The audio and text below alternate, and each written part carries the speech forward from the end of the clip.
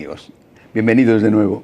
Bienvenidos de nuevo a un capítulo más de esta serie dedicada a la exhortación apostólica Amoris Laetitia. No sé si recuerdan el capítulo anterior. Hemos empezado ya a profundizar en el capítulo 8 de la exhortación, evidentemente el más conflictivo, el que ha generado más polémica, porque es en el que el Papa afronta cómo hay que integrar en la comunidad cristiana, en la comunidad católica, a los que viven en una situación, dice él, de fragilidad, en una situación irregular. Pero vuelvo a repetir, es un capítulo de 9 y además no es el capítulo que el Papa quiere que tengamos como el más importante, a pesar de lo cual, lógicamente, es el capítulo que más ha llamado la atención de los medios de comunicación, que muchas veces han seleccionado algunos párrafos sacándolos del contexto y han extraído conclusiones equivocadas. Terminé el programa anterior hablándoles a ustedes de cómo el Papa quería integrar, decía él, de la manera que sea posible, sin citar a la Eucaristía. Voy a leer continuando con aquella exposición, uno de los artículos de la Amoris Laetitia. Acojo las consideraciones de muchos padres sinodales, quienes quisieron expresar que los bautizados que se han divorciado y se han vuelto a casar civilmente deben de ser más integrados en la comunidad cristiana en las diversas formas posibles, evitando cualquier ocasión de escándalo. La lógica de la integración es la clave de su acompañamiento pastoral, para que no solo sepan que pertenecen al cuerpo de Cristo, que es la Iglesia, sino que puedan tener una experiencia feliz y fecunda. Son bautizados, son hermanos y hermanas. El Espíritu Santo derrama en ellos dones y carismas para el bien de todos. Su participación puede expresarse en diferentes servicios eclesiales. Es necesario, por ello, discernir cuáles de las diversas formas de exclusión actualmente practicadas en el ámbito litúrgico, pastoral, educativo e institucional pueden ser superadas.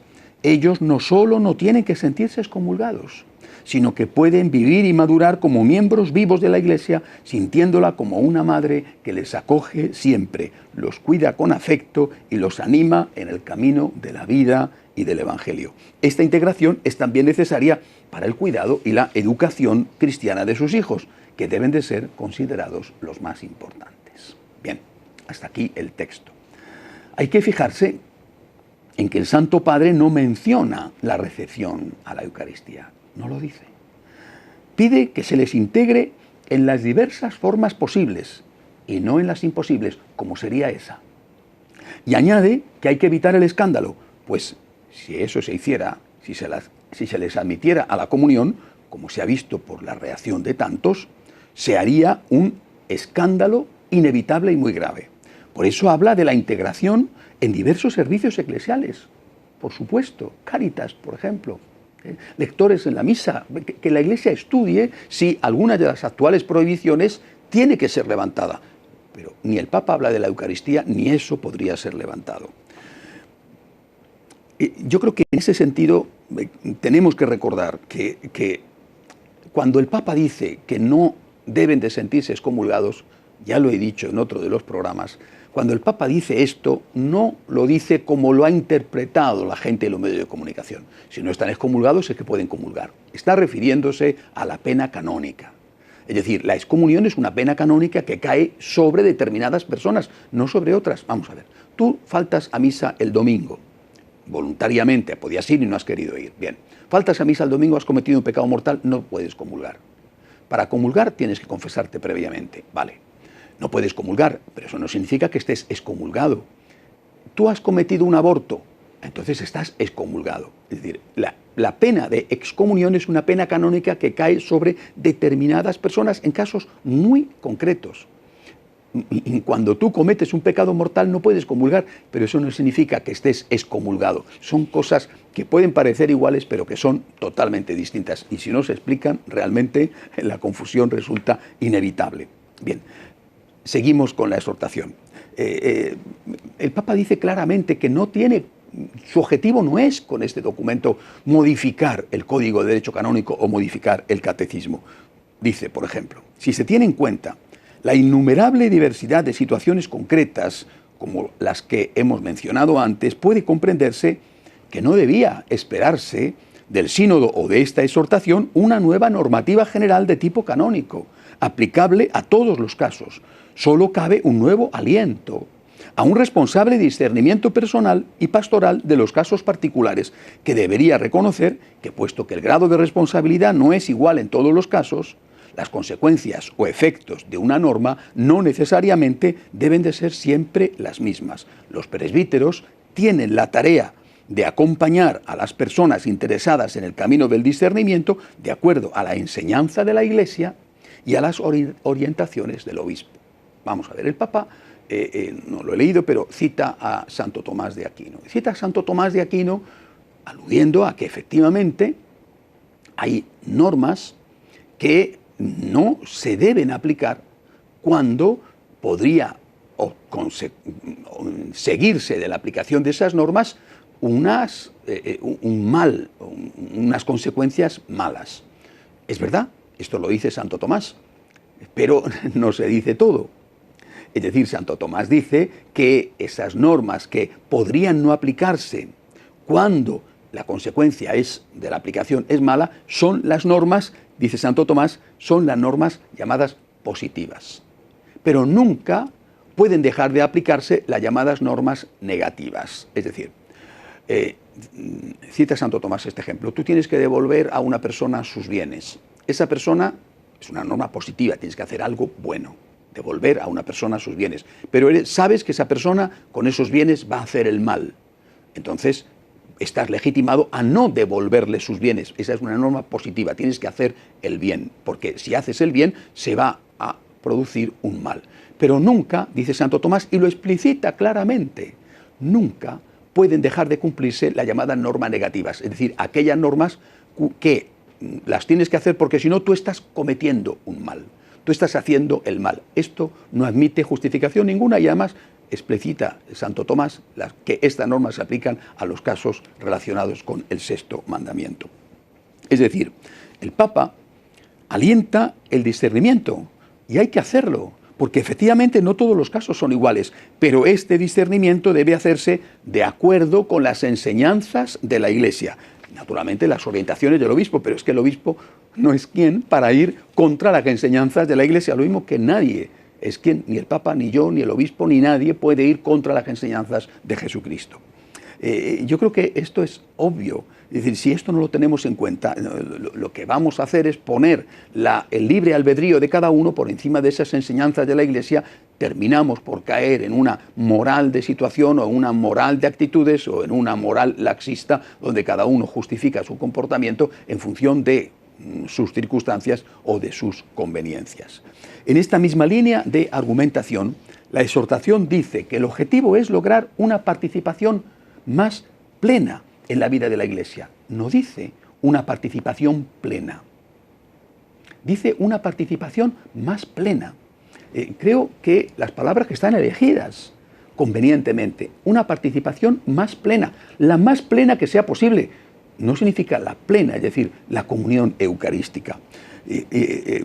Yo creo que esto hay que tenerlo en cuenta, por eso el Papa sigue diciendo que dado que en la misma ley no hay gradualidad, este discernimiento no podrá jamás prescindir de las exigencias de la verdad y de la caridad del Evangelio propuesto por la Iglesia. Y añade que esto es imprescindible para evitar el grave riesgo, son palabras del Papa, de mensajes equivocados, como la idea de que algún sacerdote puede conceder rápidamente excepciones, o de que existen personas que pueden obtener privilegios sacramentales a cambio de favores.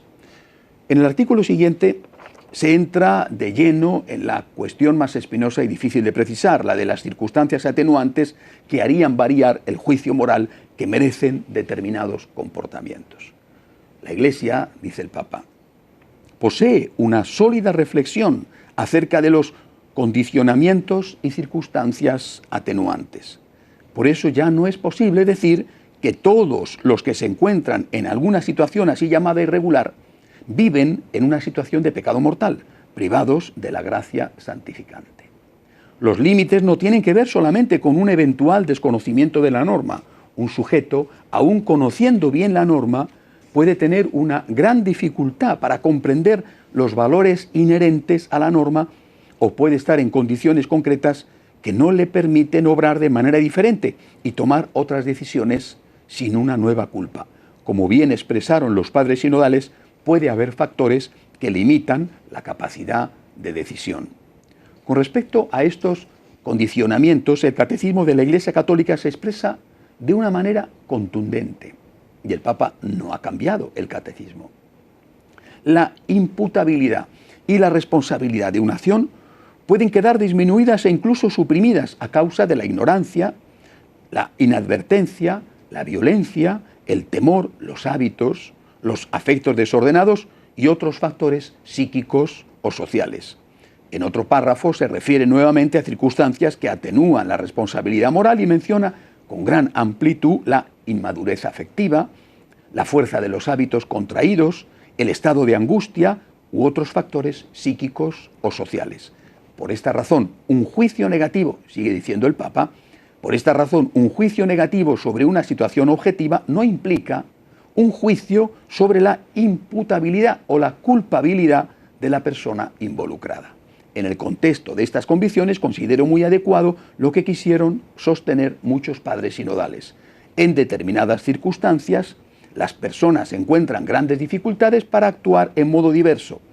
El discernimiento pastoral, aun teniendo en cuenta la conciencia rectamente formada de las personas, debe hacerse cargo de estas situaciones.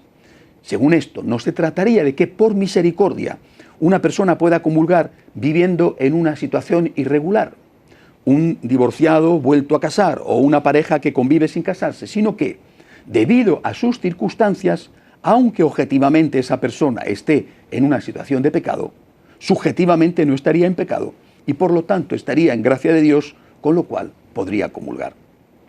La distinción es tan sutil que se presta a los abusos y a la posibilidad de caer en una moral de circunstancias o de situaciones. Una moral en la que cada uno hace lo que quiere, justificando lo que hace en función de sus supuestas circunstancias. Y este tipo de moral claramente ha sido condenada por la Iglesia. La Iglesia admite en el catecismo que las circunstancias pueden atenuar o aumentar la responsabilidad, pero que nunca pueden hacer buena una acción que es en sí mala. En este caso se aceptaría ese principio, pero se daría pie a concluir que la atenuación de la responsabilidad podría llegar a hacer que ésta desapareciera por completo y que por lo tanto la persona pudiera comulgar porque ya no estaría en pecado mortal, aunque lo que estuviera haciendo sí lo fuera desde un punto de vista objetivo. Bien, quiero leer otro texto de un importante cardenal que ha sido presidente del Pontificio Consejo para la Familia, cardenal Antonelli, que es desde luego un gran experto en teología moral y en teología de la familia. Recientemente el cardenal daba una conferencia en Génova precisamente sobre el amor y Leticia, y en esa conferencia el cardenal decía, comentaba el artículo 303 del amor y Leticia. Según ese texto, las personas en situación irregular podrían creer que su unión, sin una contención en el tema sexual, sea por el momento el bien posible y que corresponde a la voluntad de Dios para ellos el que continúen en esa situación. Su juicio de conciencia, dice el cardenal Antonelli, es objetivamente erróneo, pero naturalmente subjetivamente puede ser sincero y honesto. En realidad, lo que Dios quiere de ellos es que salgan de esa situación, al menos practicando la continencia. Nunca lo que es intrínsecamente malo puede convertirse en el bien ahora posible. Nunca el mal puede transformarse en bien. Lo ha reconocido el Papa en la Amor y Leticia, lo acabo de leer. No existe la gradualidad de la ley, el mal es mal. Nunca puede haber una circunstancia que transforme el mal en bien, nunca. Esta circunstancia podrá aplicarse a si esa persona comete un pecado, pero nunca a que lo que está haciendo esa persona deje de ser malo. Y por lo tanto, sigue diciendo el cardenal Antonelli, para ninguno y en ninguna circunstancia hay excepciones. El desorden sexual puede ser subjetivamente justificado en la conciencia errónea o impedida de actuar de otra manera, pero no puede nunca ese desorden sexual, esa situación de pecado, convertirse en un comportamiento en el cual lícitamente estabilizarse. Quiero poner algún ejemplo. Vamos a empezar por un ejemplo sencillo. Un niño ha hecho la comunión, tiene la obligación de ir a misa el domingo. Es un niño, tiene 10 años. Bueno, y vive en una zona relativamente alejada de la parroquia, de tal forma que ir andando puede ser no solamente pesado, sino también peligroso. El niño no puede ir a misa si no le llevan sus padres. Pero el niño quiere ir a misa. Es un niño que quiere comulgar, que quiere ir a misa, pero sus padres no le llevan a misa. ¿Tiene culpa el niño? No, ninguna. ¿Comete un pecado mortal? Ninguna, porque le falta la libertad.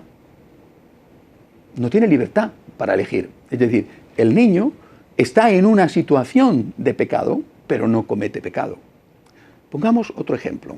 Una mujer ha sido violada, raptada, secuestrada. Es decir, está en una situación de violencia que no ha sido solamente un momento, sino que está en una situación privada de libertad y es reiteradamente violada por uno o por los que sean. Bueno, por desgracia estos casos suceden. ¿Esta mujer está cometiendo un pecado? Dice, hombre, vamos a ver, ¿está teniendo sexo fuera del matrimonio? Dice, sí, está teniendo sexo fuera del matrimonio, efectivamente, pero no está cometiendo ningún pecado, porque no tiene libertad. Ella no quiere, la están forzando. Es decir, puede ocurrir, y el Papa lo que quiere es que eso se plantee en el discernimiento que el sacerdote hace con el fiel. Puede ocurrir que haya una circunstancia que haga que esa persona que está en situación objetiva de pecado, que está cometiendo un pecado desde el punto de vista objetivo, subjetivamente no lo esté cometiendo, porque para que exista pecado tiene que haber 3 condiciones, y esta es la moral clásica de la Iglesia: materia grave, conocimiento de que eso es pecado y libertad para cometerlo. Bueno, subjetivamente esa persona puede ser que no esté cometiendo un pecado, pero en la medida en que es consciente de que está en una condición de pecado, en esa medida tiene que luchar para salir de esa condición, o bien dejando esa unión, o bien viviendo en continencia. Y si no, pues no puede comulgar. Es decir, y si esa persona no está en condición de pecar, es decir, no está subjetivamente pecando, entonces podría comulgar. Eso es lo que tendría que ver el sacerdote con esa persona. Es decir, eso es lo que se llama el discernimiento. Pero jamás, nunca podrá decirse que esa situación para esa persona es la voluntad de Dios. Y que esa situación es una situación en la que quedarse estable, porque es la voluntad de Dios para ella. Estoy en una situación objetivamente mala, tengo que terminar con esta situación y tendré que ver cuándo puedo terminarla, porque no tengo la libertad en este momento, la posibilidad real en este momento de dejarla. Eso es lo que tendrá que ver el sacerdote. Creo que si esto no queda claro, verdaderamente la confusión es enorme, y la apertura a todo tipo de justificaciones de cualquier tipo de comportamiento, primero en el campo sexual, en el sentido más amplio del término, y después en el resto, la apertura está servida. Y con el caos que eso lleva consigo. Es decir, cuando en este contexto de debate se celebra un encuentro en la Universidad Gregoriana de Roma, auspiciado por la Conferencia Episcopal Alemana, por la Conferencia Episcopal Francesa, por la Suiza y, si no recuerdo mal, también por la belga, y uno de los ponentes dice, no es que eso fuera lógicamente lo que aquel convenio aprobó, pero uno de los ponentes dice delante de todos que la Iglesia tiene que cambiar su paradigma sexual y que la Iglesia tiene que renunciar a considerar pecado el acto sexual, sea cual sea la condición y la circunstancia en la que ese se produzca, excepto que se utilice violencia para hacerlo, es decir, excepto que sea una violación, y que la Iglesia, por tanto, tiene que dar por buenos, por instrumentos que santifican, exponía este ponente cuyo nombre prefiero no decir, porque es escandaloso. Bueno, pues la Iglesia tiene que dar por bueno cualquier tipo de comportamiento sexual. Este es el modelo al que se quiere llegar. Y este es el modelo al que se terminará por llegar si no se establece claramente que los actos siguen siendo objetivamente malos y que la persona, aunque subjetivamente pudiera no cometer un pecado mortal, he puesto el ejemplo de la violada, lógicamente se puede ampliar a otras situaciones, aunque subjetivamente pudiera no cometer un pecado mortal, esa persona está en una situación objetivamente mala, que no puede justificarse y que tiene que hacer todo lo posible por terminar. Si no tenemos esto claro, repito, la confusión es tremenda. Por eso insisto, una vez más, la Amoris Laetitia tiene que interpretarse con la enseñanza de la Iglesia que durante 2000 años ha mantenido. Si esto no se hace así, se produce una hermenéutica de ruptura que tendrá unas conclusiones gravísimas. La exhortación descalifica duramente a los que no tuvieran en cuenta el análisis de las circunstancias en que vive la persona para establecer un juicio moral sobre su comportamiento.